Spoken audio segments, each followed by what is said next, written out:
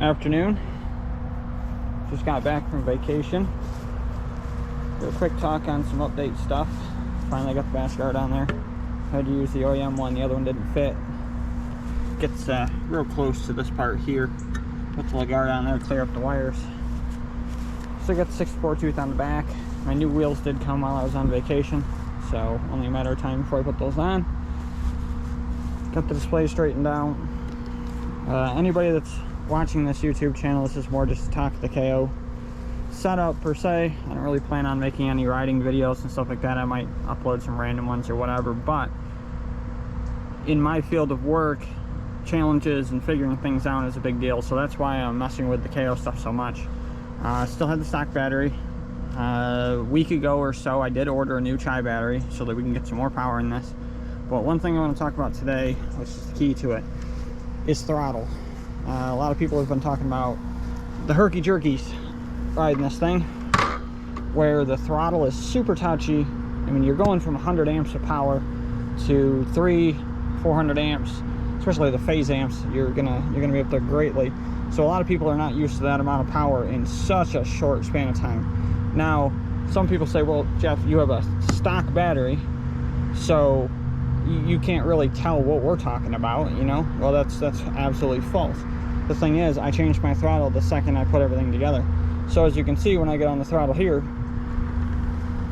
it's basically like stock. It's just a little bit of turn. And you get about what you'd expect from it. Now let's take a look at the app and see what most people are using, which is, again, the factory setting, which is, in my opinion, the problem. Alright, so we're gonna go ahead. I got the app here. Go into it. I just went inside, so it's probably not even connected anymore. So go ahead, we'll connect to. There we go. Kind of see it. So we'll go into settings.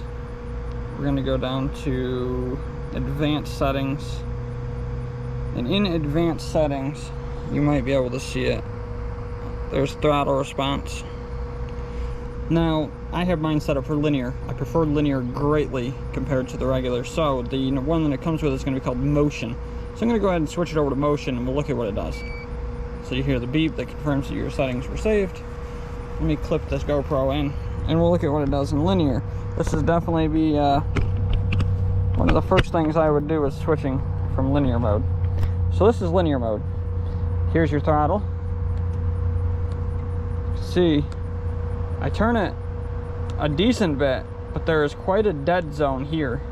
But as soon as it does hit that active voltage, it just goes. Now let's see what happens if you ride it a little bit. So if you're super careful with it, you can get it to ride pretty decent, which is what I assume most people do when they first get on it, because they think this thing's going to take off like a rocket ship. Let's make sure you can still see what the heck I'm talking about here.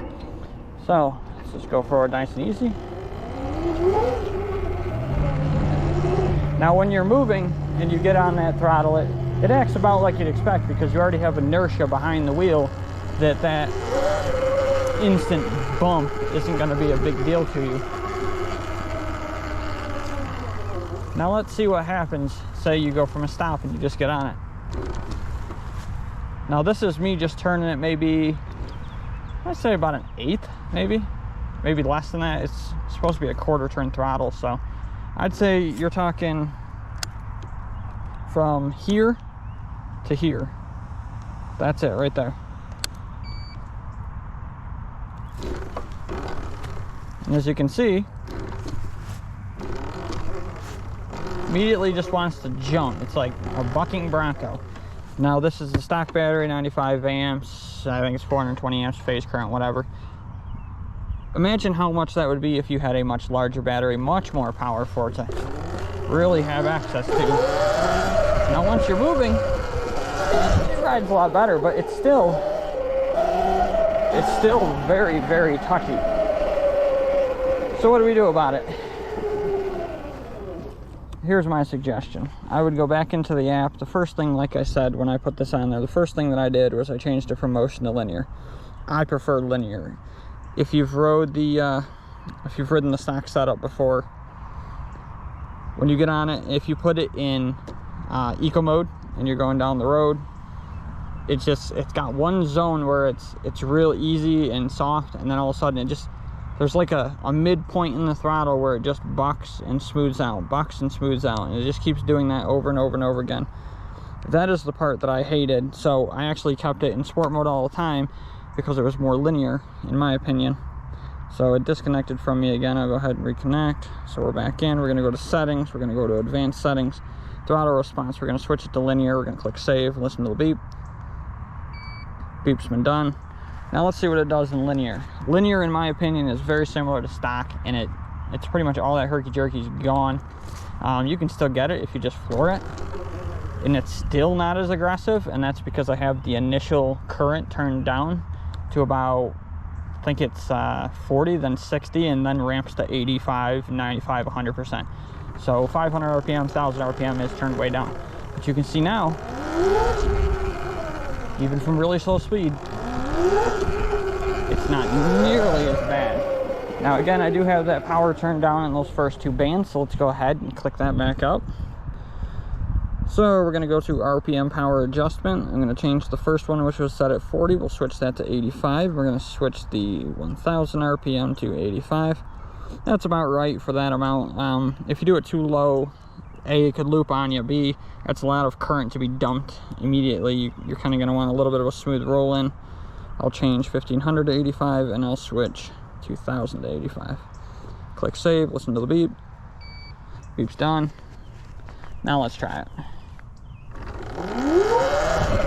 It's almost like stock. Now this does have that 54 tooth sprocket on it. So it's got a little more torque than normal. But as you can see, from a pretty much dead standstill, very controllable, very linear.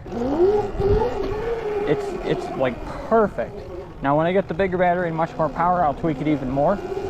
But let's say when you're riding like this and you hit bumps and it's bucking around, which it is doing. In the app on the computer, I have not found it in the phone side yet. In the app on the computer, there is a setting in there, I think it's ACC sensitivity. That is a sensitivity of voltage change, if I'm not mistaken. Your ramp voltage between 0, we'll keep it simple, let's just pretend the throttle goes from 1 volt to 5 volts. Between 1 volt being 0% power and 5 volts being 100% of power, I think it's how fast it is reading that voltage, which is going to change how sensitive it is to changes. For instance, if you go from quarter throttle to full throttle, is it going to immediately try to, read that change in throttle position and then relate it to power that quick? So I think the stock setting is 224 or 244 or something like that. Switch that to 64. Just go ahead and give that a switch to 64. I think Ben and Ian have been recommending 8 or something like that. But me personally, I would switch that to 64. See how that works for you. Again, when I get that big battery on there and more power, we'll start working on it. But for now, switch it to 64. Switch your throttle to linear. I recommend linear for sure. We'll go ahead and we'll take a quick look. We'll go back to advanced settings. We're going to switch linear over to economics. Economics is a very interesting one. So obviously, as it sounds, economics, even though it's not money, it's supposed to be economy. It's supposed to be a little more battery friendly. The weird thing about eco, I'm going to call it eco, but they call it economics, is if you get on it, at first it's very tame, and then the throttle comes on. It's actually quite fun because it's like a real smooth, slow ramp, and then whoop. So you can certainly play with that. And the nice thing is it's with an app. It takes 2 seconds to switch it.